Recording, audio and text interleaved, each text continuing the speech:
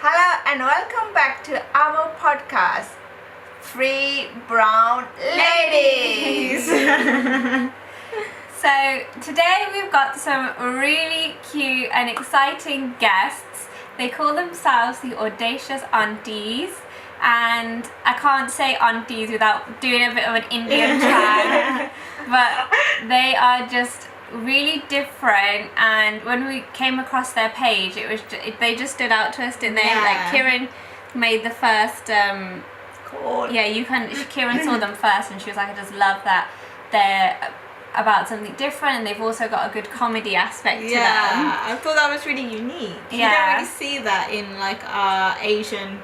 And the name just stood out. So I love that name. We're really excited to introduce Aysha and Manvir, and today we're going to be talking about, would you say, poetry around the world?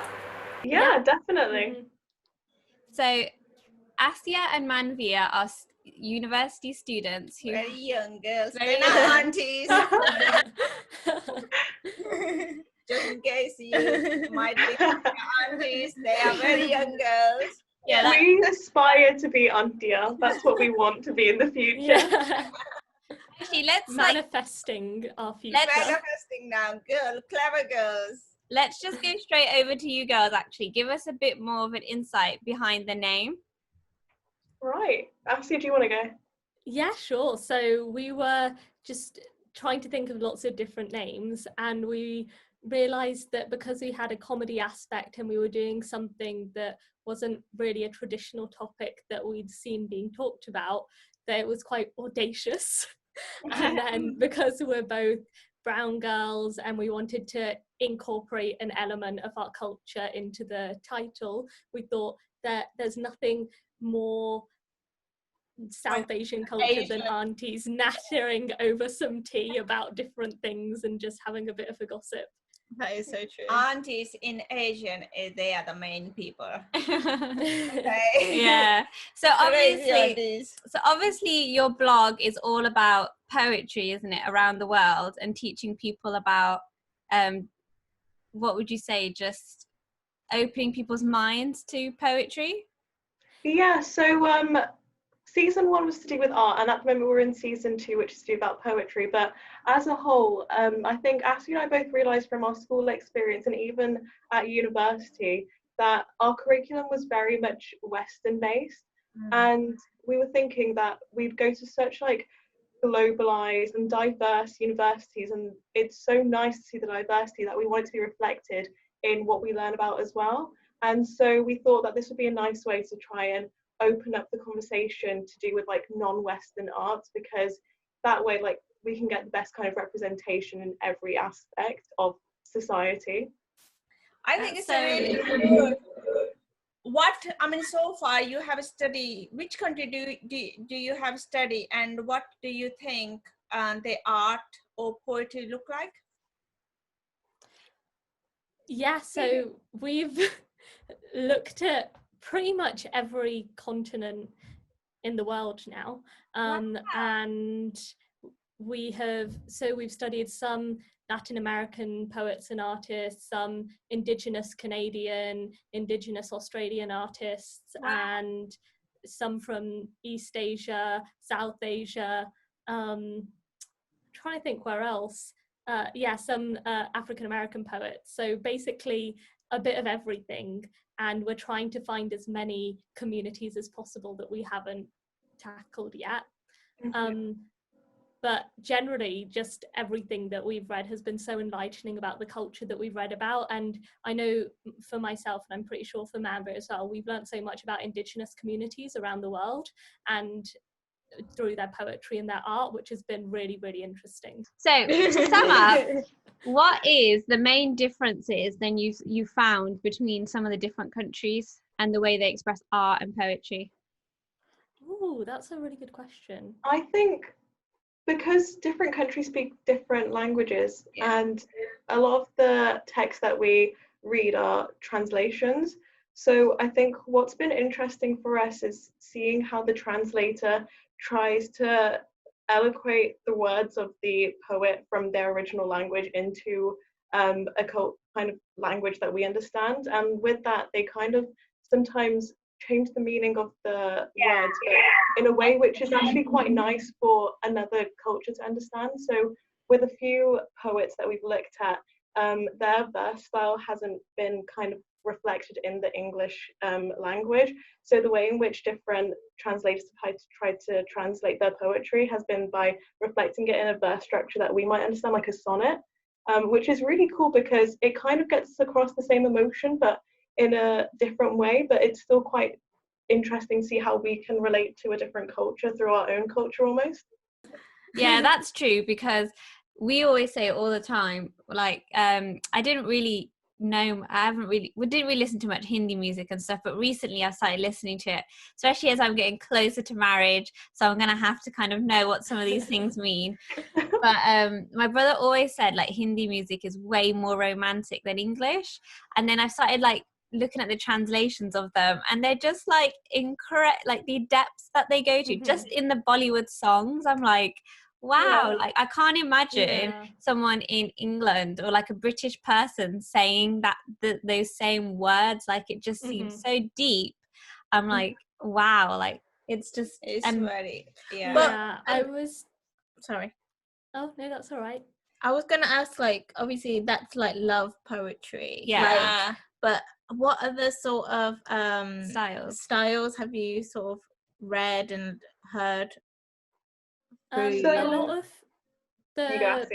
poetry that we've read has been sort of inspired by movements. So, for example, Gwendolyn Brooks and Audre Lorde, who were two of the African American poets we looked at, a lot of their poetry was based around the civil rights movement and them struggling with their identity and rising up as part of a collective, which has been really inspirational. And on top of that, there have been a lot of poets who have generally done poetry about life and not necessarily romantic relationships, but friendships and family. Our latest poet that we did, Wang Wei, that episode came out last Saturday, his poem was all about him longing to be with his brothers during one of the Chinese festivals that was happening, which I thought was really beautiful. I know through the poem you can say so much where you can't express like in a person. So that's is kind of really good when you write a poetry or poem. That's what I feel is like you connecting to yourself, to your soul, people like yourself. If you are into poetry or art, you are more like spiritual people. You probably, you are too young to understand it. In 30 years time, you can say, oh yeah, probably. I mean, you are young, but like, inside, it touches you. Yeah. And you can feel their pain or what they're going through. Either they're going through the pain, like, the brother, or he wants to be close to his brother. So it's like you can feel the pain, and that is the beauty of poetry. Oh, Mom's a true romantic at heart, by the way. She's very emotional. Very emotional. Yeah. I'm emotional. So these two are the emotionals, and I was like the real cold one. But recently they've brought me to their way of life. Love makes her soft and emotional. But I do agree with that, like the writing thing, because I've been recently writing sort of things, and I wrote these two a card just during this lockdown. Actually today. Yeah. No, that's it. No. This is about this is about these two. But it's like it's inspiration for them. Sometimes like as I'm a mother, sometimes you want to say something you can't say. Yeah, I'm getting to it. You don't have to put me on blast. Yeah, it's nice. Don't be embarrassed. Okay, fine. It's nice to see. Fine. She's very proud. Mom's very proud of her card, I think. Yeah, it's like really nice. It's like feelings you might feel for your parents or your brother or your sister or your friends, but you can't express it through the words. but in writing you can say so much, but through like little. That's what I want to say. Yeah, it's basically that is really important. I just love what you're doing, just spreading these stories, because like Mom said, sometimes you can't say things, or there's not going to be a lot of videos of history as well. Like you're only going to find that through people's writing, because even I'm learning that I can't always express myself, but when you write something, just something takes over, like something else comes out, and you're like, wow, I didn't even know I felt like all of this. Or you just don't ever get to those deep feelings or thoughts inside. Okay, so another question for you girls is, who is going to be probably hard, but who is your favorite artist or poet, maybe at the moment or ever? Well, actually, I discovered my favorite artist during this, when we started the podcast, from the first season, is Amrita Shergill. She's an Indian artist. From that's the my name. 20th That's her century. name. Shergill, No. but Amrita. Oh my god. Yeah, so she's my favorite artist. She's amazing. She lived such a wonderful life, and especially later on in her life, when she returned to India, because she left for a bit, when she returned to India and she was painting, she tried to paint depictions of rural life and like go into the streets and depict communities in India that aren't often portrayed in any other art, and her art is just beautiful, and she really plays on the color brown in a way that I've never seen before. I'm gonna check that out. That's interesting. I'm really intrigued. And Manvir? So I'll speak about a poet, because Ashley spoke about an artist. So one of my favorite poets, he is Chilean, and his name is Pablo Neruda. He's quite famous because he worked alongside the Chilean government in the mid 20th century, and he just has such lovely words that he writes. Sometimes when you just see someone and their words are just so eloquent and also in such a succinct style, and the things that he writes about vary so much from love to colonialism as well in Latin America, and it's so interesting to see like his emotions around it. He has so much anger and so much love, and it's so beautiful. It seems quite relevant as to what's happening right now. Okay. Oh, wow. So let me introduce I'm excited. Ooh, okay. Save all the energy. Okay, so we wanted to touch upon, obviously you spoke about it earlier, civil rights and the movement there. There's so much out there on it, but being such a big movement, can you give us some of the feedback you've had researching the arts? Yeah, so the two poets that we've looked at in the series is Gwendolyn Brooks and Audre Lorde, who are two female African-American poets in the 20th century, who a lot of their poetry was based around the civil rights movement, and especially looking at their struggle as women, Black women specifically. And Gwendolyn Brooks and Audre Lorde both wrote about their identity and how they're fighting for their rights as women, and their race and their situation in life. There are so many aspects that they were trying to get rights for, and they often felt very split trying to achieve all of these things. And one of the poems that I brought with me today Exciting. So excited. is by Gwendolyn Brooks. Okay. And the name of the poem is "My Dreams, My Works Must Wait Till." Is it gonna make us cry? Yeah, oh my god. I'm scared. Okay. Is it gonna make us cry? It is quite poignant, I think. Okay, let's when you put the get tissue to ready. Okay. Oh my god. Mom cries at everything, remember? Okay. Okay, so I try not to. Okay. I hold my honey and I store my bread in little jars and cabinets of my will. I label clearly, and each latch and lid I bid be firm till I return from hell. I am very hungry, I am incomplete, and none can tell when I may dine again. No man can give me any word but wait, the puny light. I keep eyes pointed in, hoping that when the devil days of my heart drag out to their last dregs, and I resume on such legs as are left me, in such heart as I can manage, remember to go home. My taste will not have turned insensitive to honey and bread, old purity could love. Oh, wow. So beautiful. That is so beautiful. Okay. It's we'll have to cut this.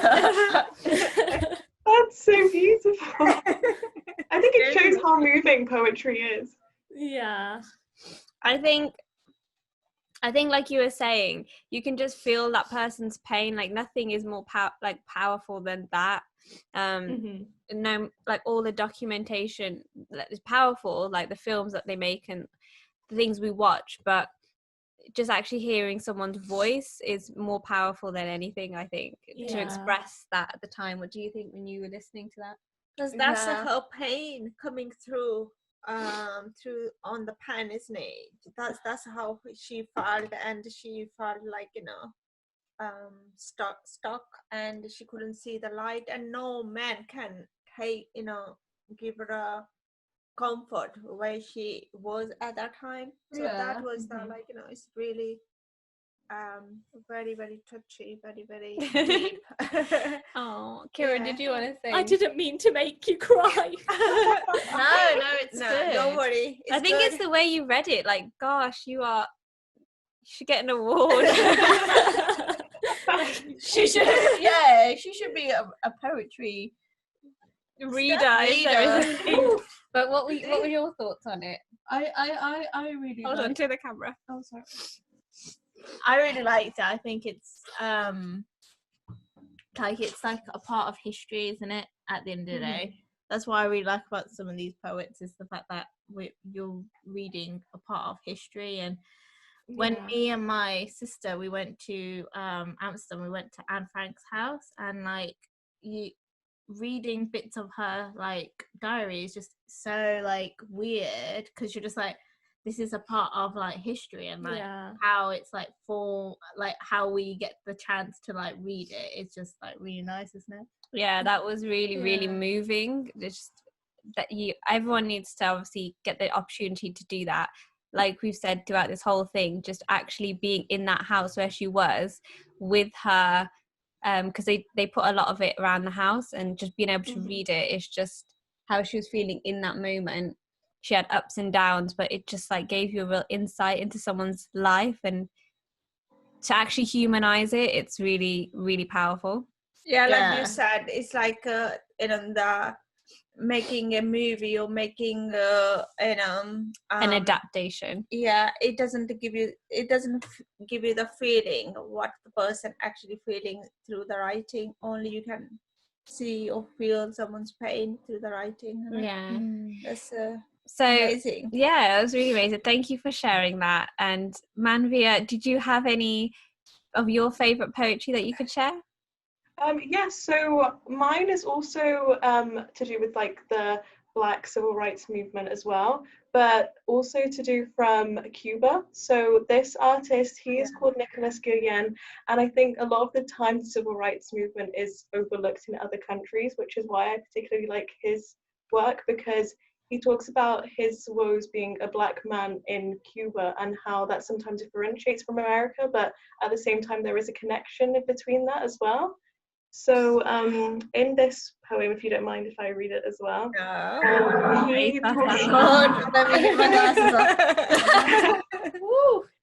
He talks about eagles and how they're so pertinent in different cultures. So through that, he's trying to bring many cultures together through one animal. So I will go now, and I will try not to make you cry. So this poem is called The Eagles, and it goes like this. In this section, the eagles, the red-tailed eagle, the imperial eagle, the eagle perched on a cactus, the two-headed eagle, a phenomenon, in a cage all by itself, the decoration eagles torn from the chest of those who condemned to execution, the monetary eagles, doubled, $20 gold, $20, the heraldic eagle, the Prussian eagle, always dressed in black like a faithful widow, the one that flew 70 years over the Main in Havana, the Yankee eagle brought in from Vietnam, the Napoleonic and Roman eagles, the celestial eagle with Altair glittering on its breast. Finally, the eagle on eagle brand condensed milk, a truly original specimen. So I kind of like I kind of like with him that he goes through different cultures, and this is quite a light-hearted poem in a sense, even though it is drawing on such a big topic, because to say at the end that the most pertinent eagle is the eagle on a brand of condensed milk is almost like he is trying to make fun out of something which is quite sad, that so many cultures can differentiate between one another but also kind of come together through just one animal. How do you feel when you read all these I know, yeah, poetry, and do you feel the pain? Do you feel the happiness? What do you feel actually? I mean, any poem that we read, I always feel like there is that sensation, no matter what the topic is, in your chest, where you can really try to understand what the author means. And especially when it is to do with love, like you can just feel your throat kind of swell up or something, or to do with like the pain of a big movement to do with feminism or civil rights. It's just very pertinent, because so many of these things you can still translate to what's happening to you now. So in a lot of our podcasts, Asia and I have talked about how a lot of these poems we can actually translate to Corona and how we are living in isolation. So to do with when we talked about Wang Wei last week and about how he was missing his brothers, it made us feel kind of like sad about how we were missing our friends and our family under isolation. So it shows that like poetry is universal at the end of the day. And almost timeless, isn't it? Like you can you can, like you said, relate to it. Like even 100 years later, it's still like that's kind of what connects us as people, isn't it? It's words, which I really love the fact that it's like how we can connect just through words. It's just crazy, isn't it? It just shows that we're all, like we always say, like everyone's always, there's still, even in Asian culture, and we really want to bring more togetherness, but there's still such a long way to go in terms of like even within Indians, it's like, you know, there's different castes and different races, so you know, not marrying outside and all that sort of stuff. But fundamentally it just comes down to like we're all human, we all have the exact same emotions, feelings. If you take everything of like color, race and all that out of it, we're all pretty much the same. We're all human. Yeah, we're all human. And I think humans first need is love. Everybody everybody craves for love. And you know, when people, you know, when you all the pain because of they're not getting that love, respect and things like that, that's how I think that's what we need to spread, love and care. And I will always say, as a, you know, before you become anything, become a human, you know. If you're not a human, you are not. Mom's writing her own poetry right now. Oh my god. Describes that. I think you should get help from her to write a love poem. Oh my god, yeah. I wrote my first love letter just because of lockdown, so like it gives you different experiences, doesn't it? And I struggled, like I was just sat there for ages, like how do I feel, I was like, do you want to say the standard stuff? So I tried to really like dig deep, but it was hard, like if you're not like connected to your feelings, like I kind of not that connected. It was good though, wasn't it was really good. It opened up a different side to me. That's why I cry now, because these people are making me emotional. But yeah, it's nice to be connected to your feelings, because otherwise it just comes out in other ways, doesn't it? Or you bottle it up or something. But yeah, what was I gonna say? But yeah, I think that's why people are more like they're disconnecting with their own feelings, and they're becoming just like a, you know, creates more stress. It's like a real stress relief. Like you girls seem so calm. It's probably because you're always able to, you know, you're just probably really connected to your feelings, aren't you? You know when you're having a good day or a bad day. You know, sometimes you don't even know. Like you're just going around the house and you're like, slamming your phone around. And then and then someone has to remind you you're having a bad day or something. You're like, oh, okay. And then you take time for yourself. But you girls must be just so in tune with yourself. Yeah, you seem very like chill, very open, which I really like. I like the fact that they're very open. Thanks. Be like, It's like you were saying earlier, it's so important that you also have other people around you who you have that connection with. So I mean, Ashley and I message quite a lot, and I think we can understand when the other person is feeling a bit on edge or anything. And so it's quite nice just to be able to have someone else who can understand how you're feeling, because sometimes you can't trust yourself. So Yeah. Mm.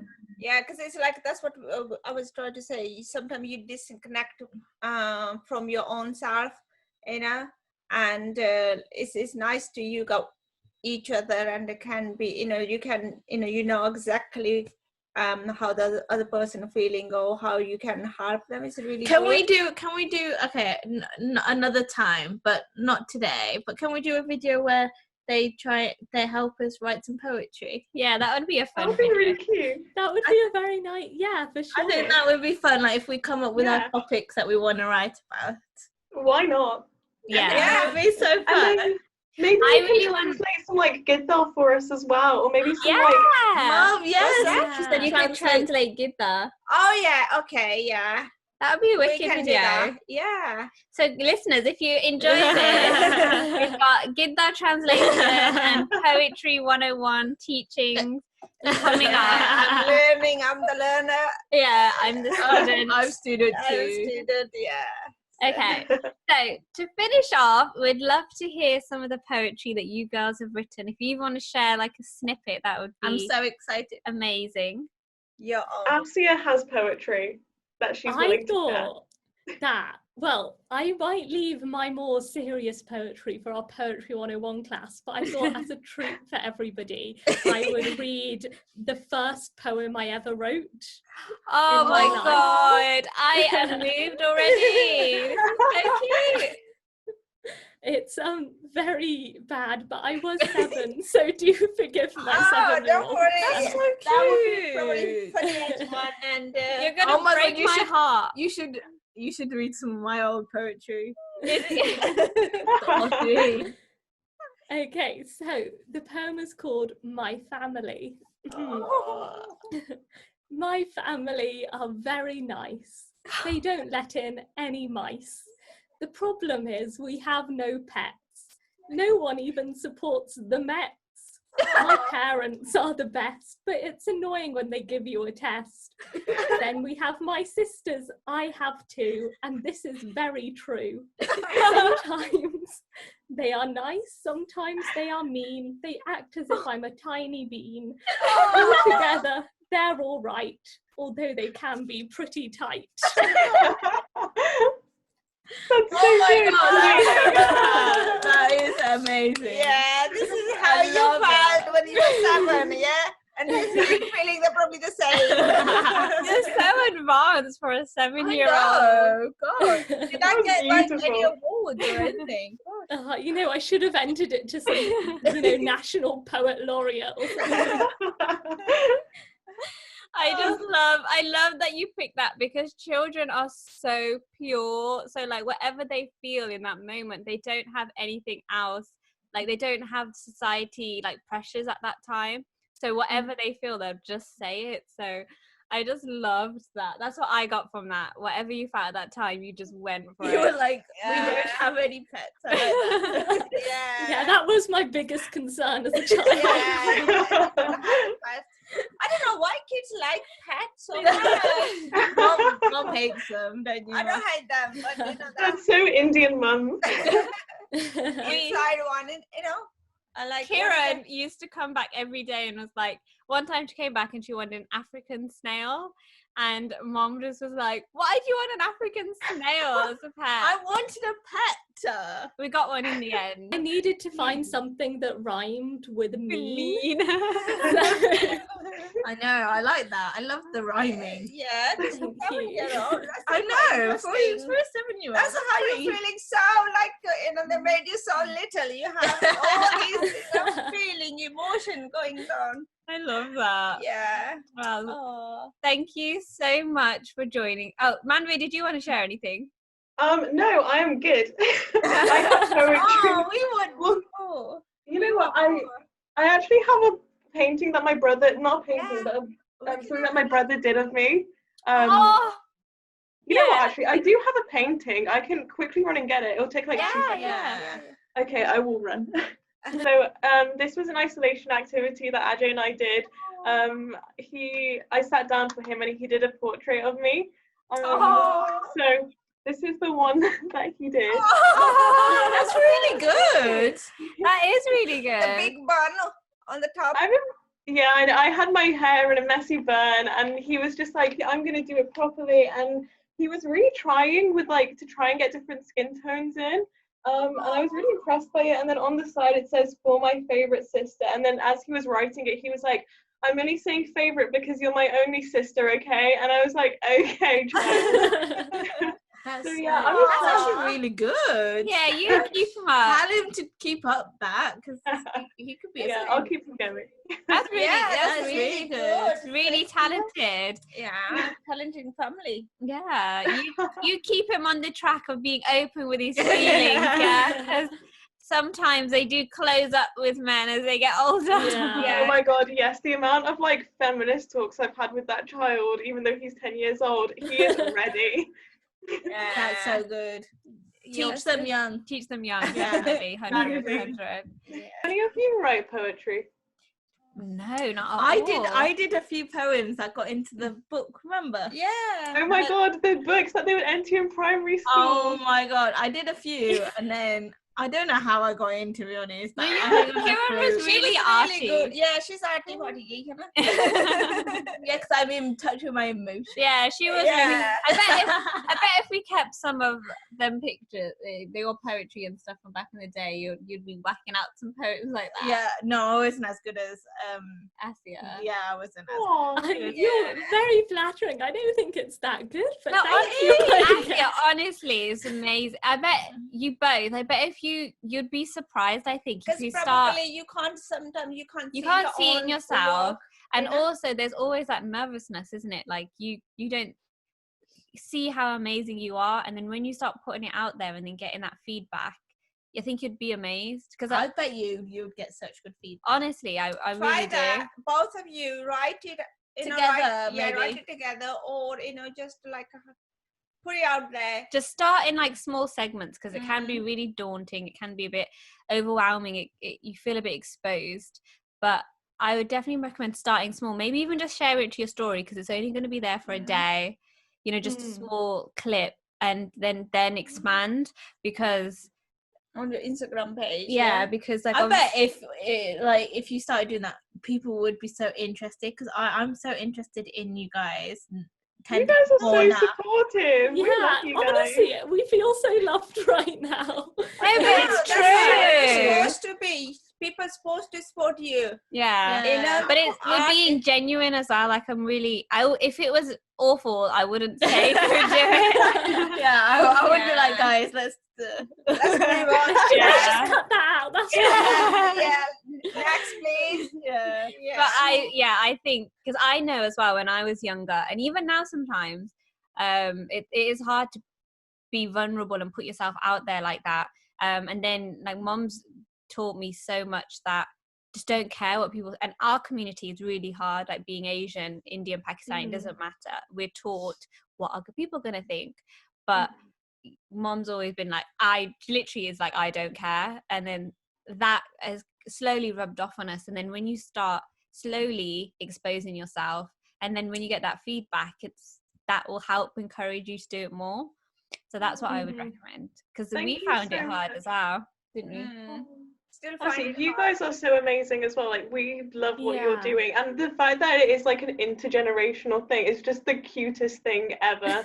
Like, it's so nice to see how close you guys all are, and it's so beautiful. Girls, it's been absolutely thank you for coming. Thank you for having us. Thanks for having us. This has been You are great. really amazing girls, and look out for these girls. They're gonna shine one day. So be ready now. Yeah, they're already shining, but they're definitely gonna be doing some great things. And I can't wait to hear more stuff. We're still gonna work they're gonna teach us some poetry. how To write poetry. I think that would be really cool, because I have not a clue really. So we will see you soon. And thank you again for joining us. Thank you so much. Thanks. Bye. Bye.